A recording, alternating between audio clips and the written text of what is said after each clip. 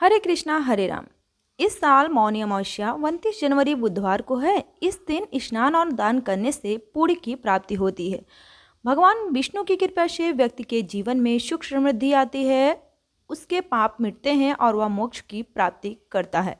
मौनी अमावस्या पर पितरों की तृप्ति के लिए तर्पण, पिंडदान, श्राद्ध और आदि कर्म किए जाते हैं। गृहस्थ और साधु सन्यासी मौनी अमावस्या के दिन व्रत रखते हैं और पूजन करते हैं। पूजा के समय आपको मौनी अमावस्या की व्रत कथा भी अवश्य सुननी चाहिए और सभी व्रती महिलाएं, सन्यासी, पुरुष सभी को ये कथा सुननी चाहिए, जिससे कि उनका व्रत संपूर्ण होता है और इससे हमें पुण्य की प्राप्ति मिलती है।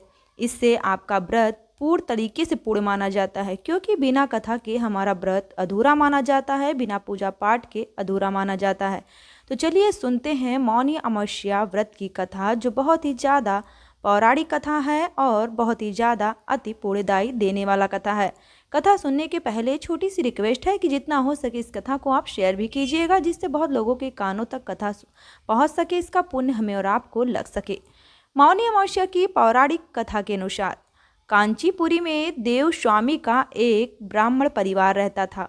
उसकी पत्नी का नाम धनवंती था। दोनों के 7 बेटे थे और जिसका नाम गुणवती थी। गुणवती जब बड़ी हुई तो उसके पिता ने सबसे छोटे बेटे को उसकी कुंडली दी और ज्योतिषा के पास भेजा ताकि उसकी विवाह के लिए लड़का देखा जाए।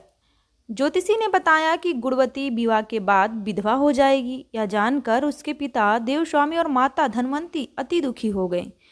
उस ज्योतिषाचार्य ने उससे बचने के लिए उपाय बताया कि ज्योतिषाचार्य ने कहा कि सिन्हल द्वीप में सोमा धोबिन रहती है, जो बहुत ही ज़्यादा पतिव्रता है। यदि सोमा धोबिन तुम्हारे घर आकर पूजा करे और अपना अर्जित पुण्य दान कर दे तो गुणवती का सुहाग बच जाएगा और वह दोष मिट जाएगा।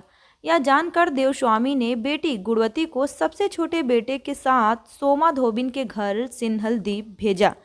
दोनों भाई और बहन घर से निकलकर सोमा के घर की ओर चल दिए। दोनों समुद्र के किनारे पहुंचे और उसे पार करने के बारे में सोचने लगे।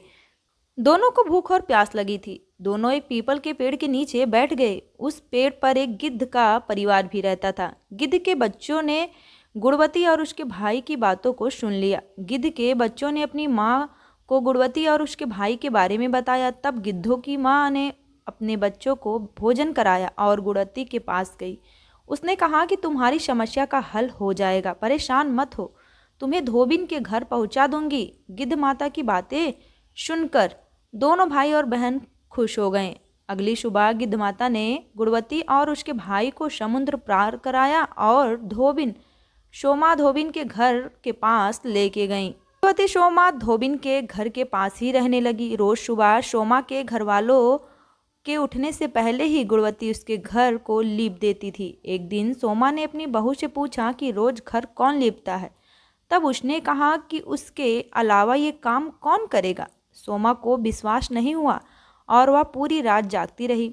सुबह होते ही उसने देखा कि एक युवती उसके आंगन में आई और आंगन की साफ सफाई करके आंगन को लीप रही है। तभी सोमा उसके पास आई और पूछी कि तुम कौन हो और ऐसा क्यों कर रही हो। तब गुणवती ने अपने आने का कारण बताया और पूरी बात बताई। इस पर सोमा ने कहा कि तुम्हारे पति की रक्षा के लिए मैं तुम्हारे साथ घर चलूंगी। एक दिन सोमा गुणवती के घर गई। उस दिन गुणवती का विवाह हुआ। ज्योतिषाचार्य के बताए अनुसार विवाह होते ही गुणवती के पति की मृत्यु हो गई। तब सोमा ने पूजा पाठ किया और अपने पुण्य को गुणवती को दान कर दिया। इस उपाय से गुणवती का पति जीवित हो गया। उधर सोमा के पति और बेटे की मृत्यु हो गई। जब तक सोमा घर पहुंची तब तक उसके पति और बेटे के शव को रखा गया था। रास्ते में सोमा ने एक जगह पर रुककर पीपल के पेड़ के नीचे श्री हरि विष्णु नारायण की पूजा की और 108 बार उस पेड़ की परिक्रमा की थी। इससे अर्जित पुण्य से सोमा के पति और बेटे जीवित हो गए। वे अकाल मृत्यु से मुक्त हो गए थे।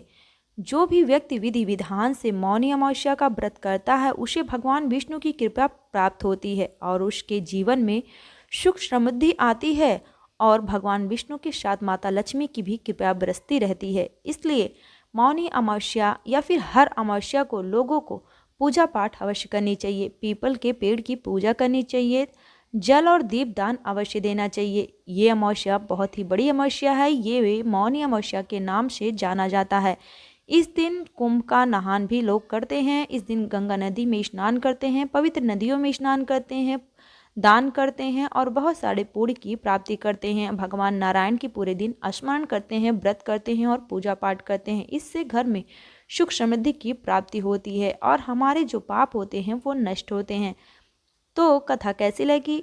अच्छी लगी हो तो एक लाइक जरूर कीजिएगा। जितना हो सके कथा को शेयर करें। मिलेंगे फिर नेक्स्ट वीडियो में, तब तक के लिए राधे राधे, जय माता दी।